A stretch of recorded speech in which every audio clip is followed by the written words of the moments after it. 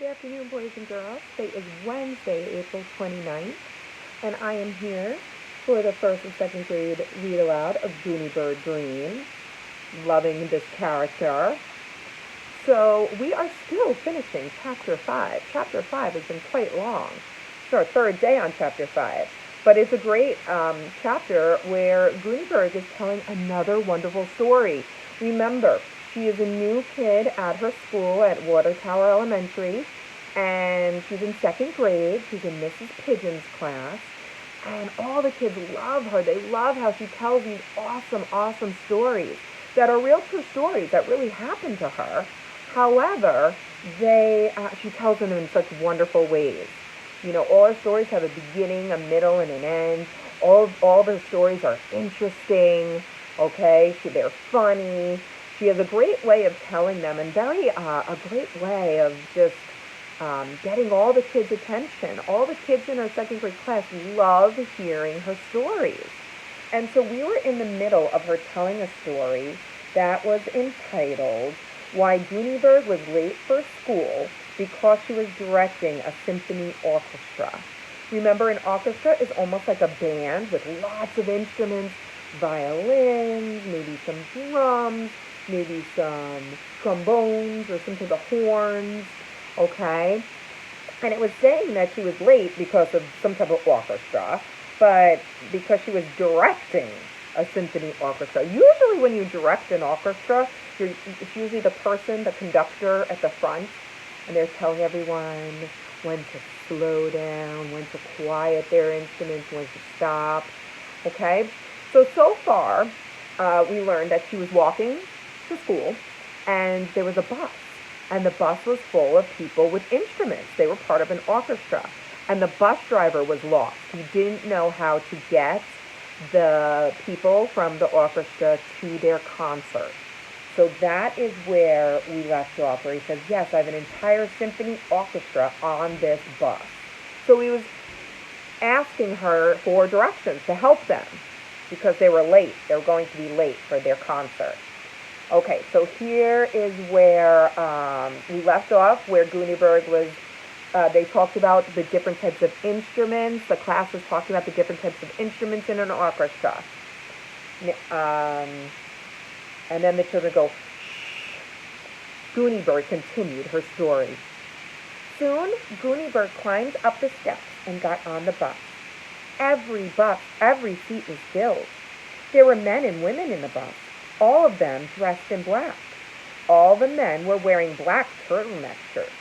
The women were all wearing long black skirts. They definitely looked like an orchestra, but they looked very distressed. Where are you supposed to go? Gooney Bird asked the bus driver.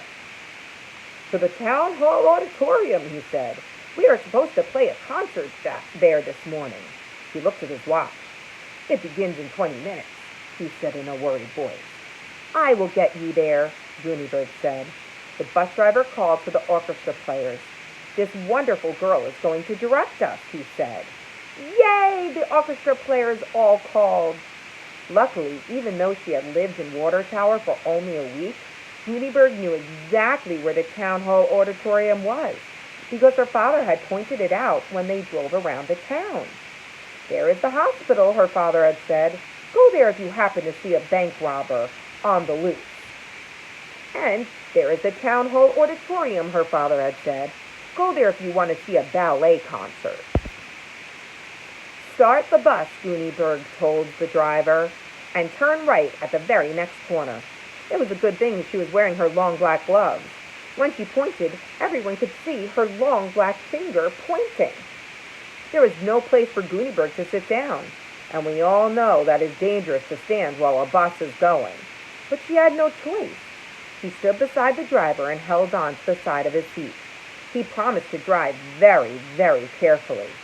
Next, turn left, Gooney Bird said, and pointed. And there we are, she told him. See that large brick building?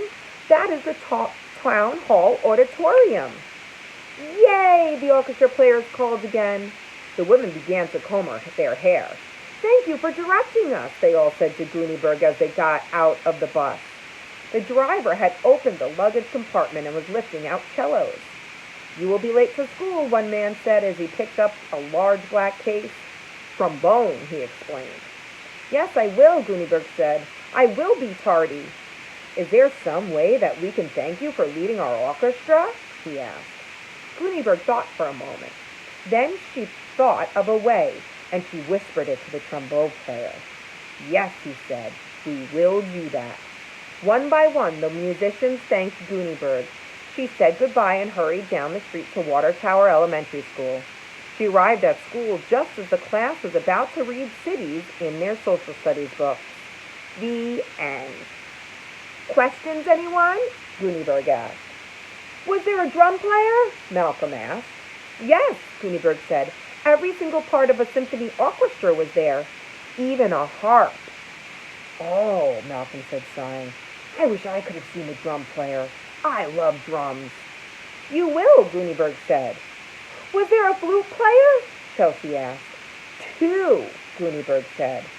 I wish I could hear the flute players, Chelsea said. You will, Gooneyberg said. I wonder why Gooneyberg keeps saying you will. And I wonder what she whispered into the man's ear. He said, how can I thank you? And she whispered something into the bus driver's ear. I wonder what that secret was.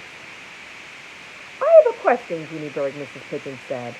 What was it that you whispered to the trombone player? A secret, Gooneyberg said. But you'll find out at 12 o'clock sharp. Well, that's lunchtime, Mrs. Pigeon pointed out. Precisely, Gooneyberg said. Now, shall we return to our social studies? All morning the children, and Mrs. Pigeon too, glanced again and again at the big clock on the wall. They did social studies and math and had a snack in the middle of the morning. Then they did reading and art.